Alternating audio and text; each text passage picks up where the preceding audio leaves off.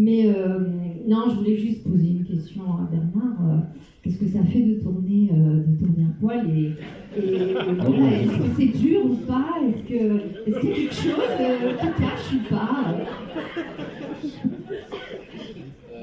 Merci pour cette question.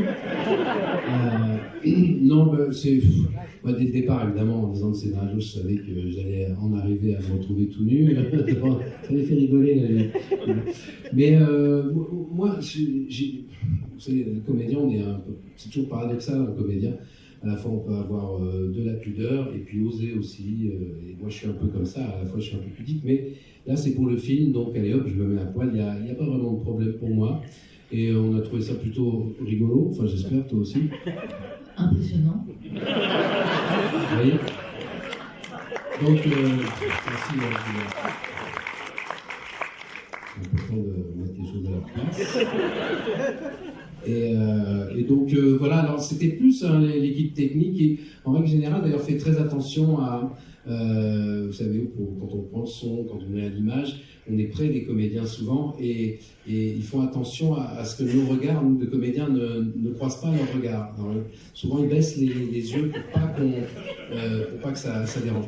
Donc, c'était toujours l'équipe qui était très pudique, enfin, ou je sais pas, qui voulait faire en sorte que. Donc, j'avais pas le regard à ce moment-là. Regardez plus dans les yeux. Voilà, vous aviez mis ce qu'on appelle des drapeaux, c'est-à-dire des petits trucs pour me. Parce que la scène où je téléphone à ma mère, je suis cadré là pendant toute la scène. Sauf que quand je m'en vais après, je m'éloigne dans la profondeur et là on voit mes fesses. Donc il faut que je sois nu dès le départ. Toute la scène où et là ils avaient mis un petit drapeau pour pas qu'on voit mon sexe, des choses. Et voilà, c'était très pudique, mais moi j'ai pas de problème avec ça, ça m'a plutôt amusé. Merci madame. Mais ce qui est drôle, comme le film a été fait justement dans la continuité du scénario, ce fameux jour approchait, quoi, au fil du tournage, ça devait créer une petite tension, non? Non, moi franchement, alors c'était plus dans la folie que doit avoir le personnage. J'avais plus peur de la scène de colère, oui, je veux pas me louper là-dessus, et puis les scènes de colère, moi j'ai toujours peur d'être trop agressif, finalement d'être trop antipathique, voilà, j'aime bien que la colère soit vue, mais au second degré. Donc c'était plutôt ça qui me gênait. Mais puisqu'on en est là, puisqu'il faut raconter quelque chose, et puisque Stephen est là avec son frère, Wilfried, je vais vous raconter une petite anecdote, parce que parfois on me demande des anecdotes, et j'aime bien celle-là. On est là ensemble. Vous avez vu, donc, quand je me mets tout nu, j'arrive au stade où j'ai un slip. Voilà. Je ne sais pas si vous avez bien repéré le slip. Pas mal, hein, on le voit quand on le suspend. Bon, avec la costumière, on avait prévu des caleçons, et au moment où il a fallu, juste avant de tourner, bon, alors ça va être quoi en dessous du pantalon, on a regardé les différents caleçons. Moi, je trouvais que ça. Enfin, on trouvait que ça allait pas, quoi.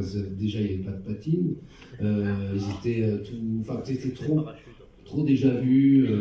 Dans les films, on sort d'un lit, toujours en caleçon. Enfin, et donc, on s'est dit, non, il faudrait vraiment un slip, mais quoi et on ne peut pas aller en acheter un, puis de toute façon, le temps de patiner, ça ne va pas aller.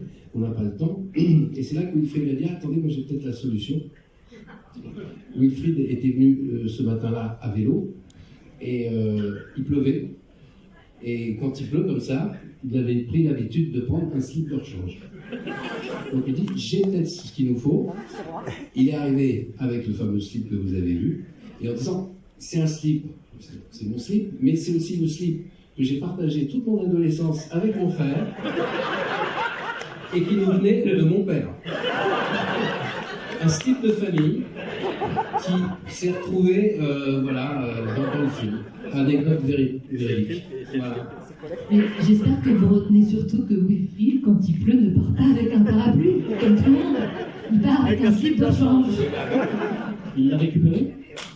Eh ben non, il y a un grand mystère autour de ce slip, on ne sait pas où il est. Il y a un fétichiste sur le plateau qui est parti. Regardez les enchères. C'est chez Christie's, à mon avis.